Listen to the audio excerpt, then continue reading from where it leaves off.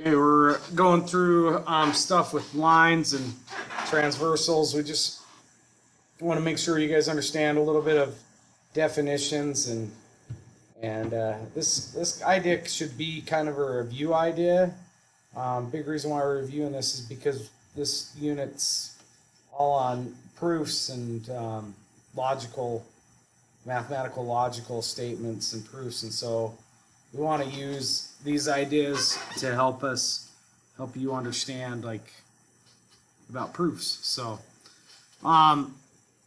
let's just talk about this. You guys will probably recognize when we talk about transversals and lines, this diagram that you probably used in middle school when you've got two lines here, and let's say those two lines are indeed let's just say that they are parallel. So we're just going to put a little arrow here to say that they are parallel here. So this line and this line are parallel to each other. And then we're going to go with another line that goes and intersects both of the other two lines that are parallel. Okay? And so we're going to call this line, we'll call this, I don't know, L and M, and then this line can be T.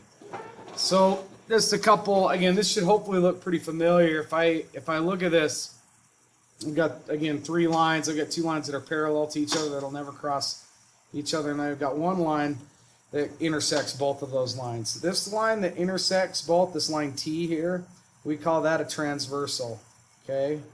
So this line T is the transversal. It's just a line that intersects through more than one line. Now, what you guys probably talked about were the angles. Again, the angles that were formed by these intersections. So you have, all of a sudden, once I put this line through here, I have multiple lines that are multiple lines that are crossing, and I have multiple angles that are created. So up here, I have four angles. I have this angle right here that's created by these two lines. I have this other angle up above. I have this angle that's below, and this angle down below. So I have four of them here, and then I have four more that are down here. Okay. And there's some unique properties that occur with this, and this is what you guys went over with last year. So we're going to name these first. So let's just first name them, and then we'll talk about some of the properties that come with that. So just for ease to communicate, I'm just going to call this angle 1, this angle 2, this angle 3, this angle 4, this angle 5, this angle 6, this angle 7, and then this angle 8. Okay? Again, those are just representing the angles. It's not actually saying the degree measurement. It's just, hey, these are the angles so that we can talk. Okay? So we have a few different types. So we have, let's just start with this. We have what we call alternating interior angles. We have, oops, there should be a G on there. We have alternating exterior angles. So let me give you all these names again. These probably sound very familiar to you. We have angles that are corresponding.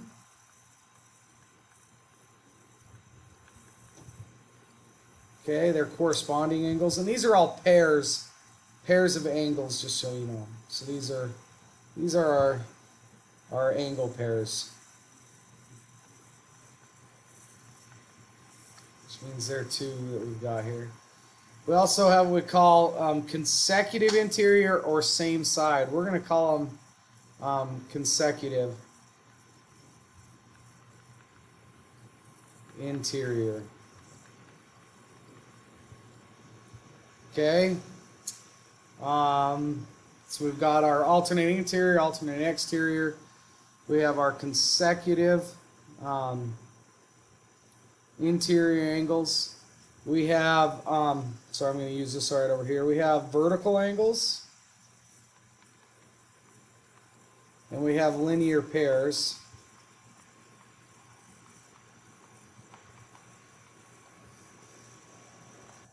And so those are the type of angles that we're gonna use and we're gonna look at here.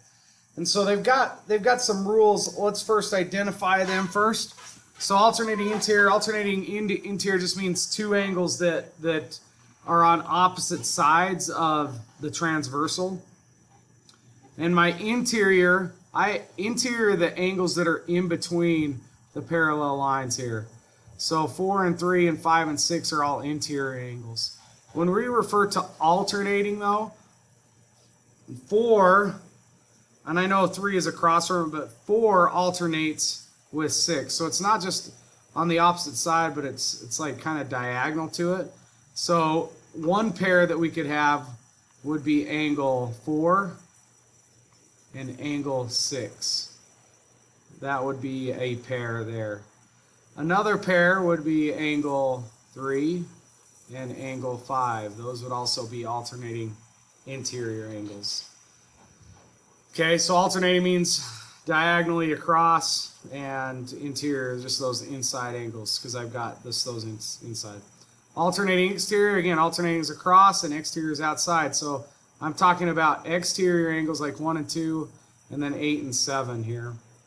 And so if I look at this, I've got angle 1 here. If I take angle 1, its pair that alternate exterior with it would be 7. So angle 7 would be its alternating exterior pair. Angle 2 and angle 8 would also be alternating exterior angles. Okay, so those ones should be fairly simple reminder of what we have there. Corresponding angles, some students get confused with this. So I always think of this, corresponding angles are in the same position. So what I mean by that is, if I look at these top 4 angles, number 1 is in the upper left-hand corner. So what angle is in the upper left-hand corner down below here? Anybody? Anybody? Yep, angle 5. So 1 and 5 are both in the upper left-hand corner. So angle 1 and angle 5 are corresponding pairs. Okay? There's actually 4 pairs for this one. What angle corresponds with 4? Well, 4 is the lower left. Well, what's lower left? 8 is lower left. So 4 and 8 would also be corresponding. The other pair, if I go angle 2, that's in the upper right. That corresponds with angle 6 because it's in the upper right. And then the last one would be angle 3 and angle 7. So those 4 pairs correspond with each other. Next one's a consecutive interior. Consecutive means the same side as the transversal. It's the opposite of alternating. And then we're looking at interior. So I'm looking at these angles on the inside, 4, 3, 5, and 6 here. I'm just going to look and say, okay, if I've got angle 4, what is on the consecutive side as the transversal? And that would be 5. So angle 4 and angle 5 are consecutive interior angles. And then if I look here, angle 3 and angle 6 are also consecutive interior angles. Righty? So those 4 are ones that are created by those 2 lines and the transversals. These other 2 are just created by 2 intersecting lines, vertical angles and linear pairs. Vertical angles are just angles that are right across, diagonally from each other. So 1 and 3 are considered vertical angles. There's a lot of linear or vertical angles here. So angle 1 and angle 3. If I did angle 4, that would be vertical to 2. To 2. So angle 4 and angle 2. If I went angle 5, that would be vertical to angle 7. And then the last set that goes with that is if we had angle 8, then that's going to be vertical to angle 6. So these are vertical of each other. And then linear pairs. Linear pairs are 2 angles that form a line when you put those 2 angles together. And there's a plethora of these guys. Like if I go angle 1, that's a linear pair with angle 2. Because again, look, if I put angle 1 and angle 2 together, it forms that straight line. But 1 is also a linear pair with angle 4, because if I turn this up on its side here, angle 1 and angle 4 form this straight line as well. Okay? And so these are all over the place. There's more than we're going to list. If I did angle 6, a linear pair with angle 6 is angle 5, or I could have done 7. Okay? Without writing them down, if I just kept naming them, 8 would be a linear pair with 7, or 8 would be a linear pair with 5. Okay? So just know how to identify them. You've got to be able to identify them. Okay? The other thing you need to do is you need to know the rules that go with them. There's always rules when, and this is important, when line L is parallel to line M. So this is the symbol for parallel. So when line L is parallel to line M, or really just when these two lines here are parallel to each other, the following rules occur. Okay? First off, if I have my alternating interior angles, the rule goes with those is oops, that should be an R. No, I went too far. These alternating interior angles, when these lines are parallel, they are congruent. And what I mean by congruent is, again, they're the same angle, okay? So that means that if I go back here and I know the angle 4 is a 30-degree angle here, okay, I'll just tell you let's say that's 30 degrees, then angle 6 is going to be 30 degrees as well, okay? That only occurs when L and M are parallel, so 4 and 6 would be equal degree measurements, okay? That's for alternating interior angles. If I have alternating exterior angles, they are also congruent as well. Again, what does that mean, guys? That means they're the exact same measurement. Okay, so this unit is all about reasoning. And so again, if I go back to this, my alternate exterior angle, if I have angle 2, well, what other angle alternate exteriors with it? It's 8. So 2 and 8 are going to have the same measurement. So if this was 80 degrees here, then angle 2 is going to be 80 degrees. It has the same measurement. It's just the property that happens. Let's go to the next one, corresponding. Corresponding angles are, anyone want to guess? They are congruent as well. When the lines are parallel. Again, only when the lines are parallel. Okay?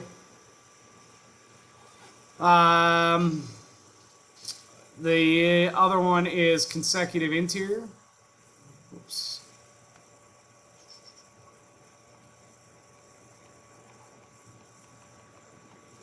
Okay, consecutive interiors, this is a different rule here. So consecutive interior angles are what we call, and some of you guys have probably heard this, they are supplementary. It's a beautiful word, I guess. So supplementary means that the two angles, they add, if I added their degree measurements, they add to 180 degrees. Is what that's meaning, okay? So consecutive interior, that's what ends up happening there. So if I look at this and I've got 4 and 5, those two angles are consecutive interior. That means whatever this measurement is, it's going to add to this one to give you 180. So if this was 80, then angle 5 has to be 100, okay? So those rules are always true only when those two lines are parallel. Now our vertical angles don't depend on the lines being parallel, and neither do our linear pairs. These do not depend on them. So these ones are always true. Like it doesn't matter. It does not matter whether the lines are parallel or not. These are always true things. So vertical angles are always congruent. Doesn't matter about the lines. And linear pairs are always supplementary.